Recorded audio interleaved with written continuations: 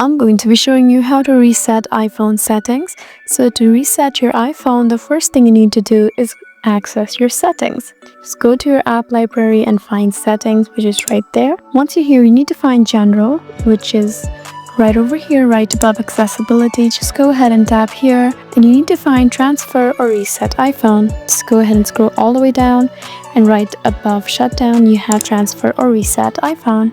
Just tap here. Now you have the option. Just tap on reset and tap on select reset all settings. After you tap here, you would be asked to enter your passcode, and all you need to do is just enter it and confirm, and this will erase all content and settings on your iPhone, returning it to its factory default state. This should be done before selling, trading in, or giving away your device, or if you have persistent software issues that other resets don't fix. So there you go, that's how you reset iPhone settings.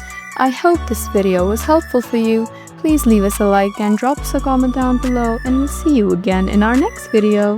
Thank you for watching.